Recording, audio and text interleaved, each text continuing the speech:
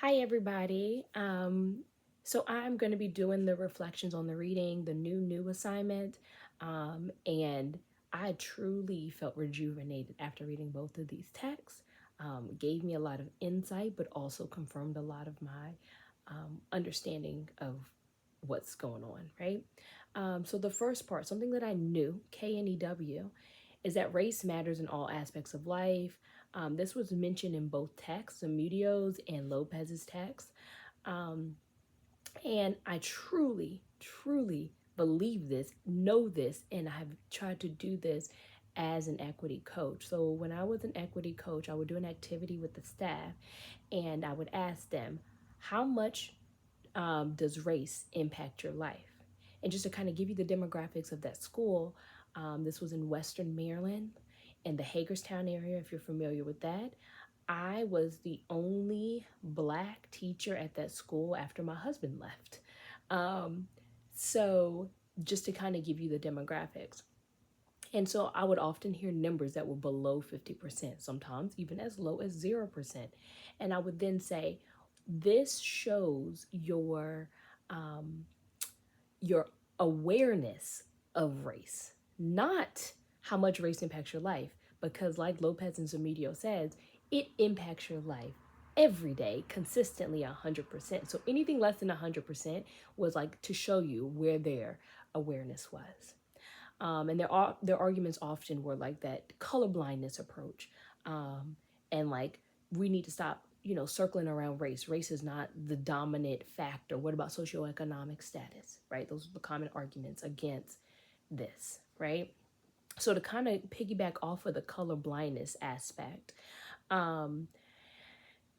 it something that I knew, KNEW. Zamudio on page 23 talks about how race is so much a part of our social and cultural heritage. It's impossible to be colorblind, because we are going to act on biases regardless. Like everybody has a bias towards a group of people, right? And these are unconsciously biased approaches, or conscious or unconscious, excuse me, right? So my understanding, when somebody says that they are colorblind, they're saying they're colorblind because there's a cop out. It's an easy way out of something that is a difficult conversation. And people don't want to have the difficult conversation, so they say, I'm not colorblind. I get off scotch free, right?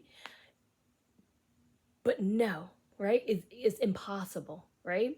Um, so if you admit that you're not colorblind, that means you then have to acknowledge race. That then means you have to acknowledge that race has an impact on people's lives.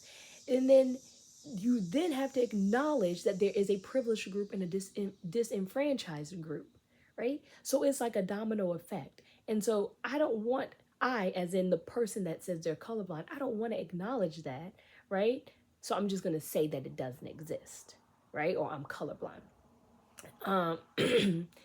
Something else that I knew, we live in a society that assumes meritocracy, right? This Zamudio was talking about this on page 12. And I like to think of this as like a metaphorical race. We're in a race, right?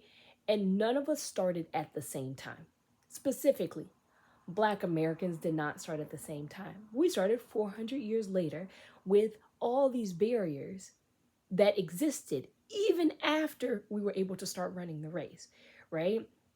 And so once people reach a level of success, they're just like, and I'm speaking of in particular white people, right? Once they reach a level of success, they then say, it's because I worked hard. So you're telling me that the person that had to jump over this hurdle, climb over this hurdle, go under here, they had to do all these extra things, whereas there was no barriers in your way, that you worked harder? No, you just had an easier race, right? And so I use this example because I think that Zamudio is absolutely correct, right? Like there's people deny the other factors that exist because they use this colorblind approach, right? And we teach our kids, you work hard, you can get anything that you want in life.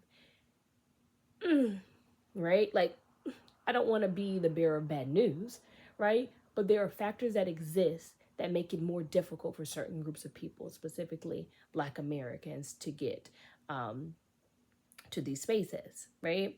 I'm gonna kind of, just because the video is kind of getting long, I'm gonna skip down to some things that I learned. So, new, NEW. The movement towards CRT in education arose from Gloria Larson Billings and William F. Tate in 1995. This was a shock to me. I didn't realize how long ago, and I say that because I was born in the 90s, but I didn't realize it was that long ago, right? Like, I thought that this was more of a recent thing. So when critical race theory started, people started talking about it, I was really unaware. I was like, where did this come from? I'm very confused. So my assumption was that it was a newer thing.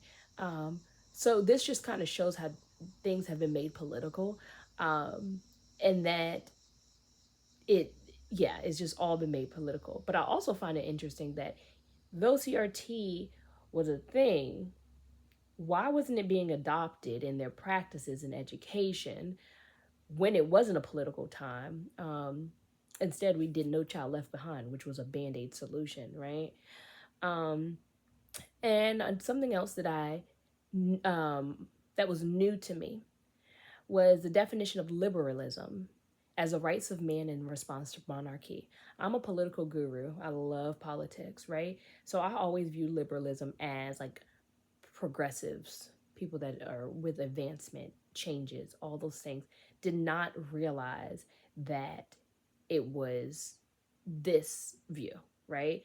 So that was something good to know and like something to put in my back pocket. Um, and then like the definition that Lopez presents for race, I really did not have a really good definition of race. Like, I know what race is. I know that it's not just the color of your skin, but his definition provided a lot of insight. And so this kind of got me to wondering a lot of things. So thank you guys. Hopefully you're able to check out my analysis on my new and new document. I just don't want to make this video too long. Thank you.